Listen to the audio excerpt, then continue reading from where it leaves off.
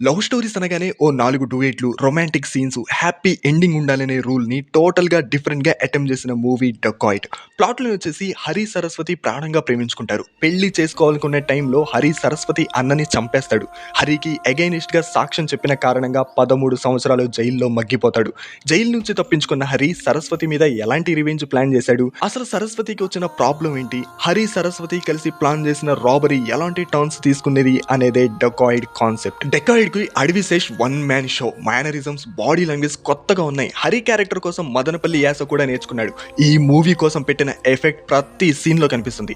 ఇక Mrunal emotional scenes లో అడవి శేష్ తో పోటీ పడింది. లవర్ గా, మదర్ గా, వైఫ్ గా ఇలా మల్టిపుల్ షేడ్స్ తో బ్రిలియంట్ పర్ఫార్మెన్స్ ఇచ్చింది. వీళ్ళిద్దరు తప్ప మిగతా క్యారెక్టర్ సరిగ్గా ఎలివేట్ అవ్వలేదు. అనురాగ్ కశ్యప్, ప్రకాష్ రాజ్, సునీల్, జైన్ ఖాన్ లాంటి టాలెంటెడ్ యాక్టర్స్ ఉన్నా ఎందుకో వాళ్ళని సరిగ్గా యూజ్ చేసుకోలేదు. ఫైనల్లీ నిజమైన ప్రేమ ఎప్పుడూ ప్రతీకారాన్ని కోరుకోదు, ఎలాంటి త్యాగానికైనా సిద్ధపడుతుంది అనే పాయింట్ ని బేస్ చేసుకుని క్రైమ్ ఎలిమెంట్, రివెంజ్ డ్రామాని యాడ్ చేసి బ్యూటిఫుల్ ఎమోషనల్ లవ్ స్టోరీగా డిజైన్ చేశారు డైరెక్టర్ షానిల్. మృణాల్ క్యారెక్టర్ తో వచ్చే ట్విస్ట్ అద్దరిపోయింది. క్లైమాక్స్ ని ఆడియన్స్ ఏ మాత్రం గెస్ చేయలేని విధంగా ఎమోషనల్ గా డిజైన్ చేశారు.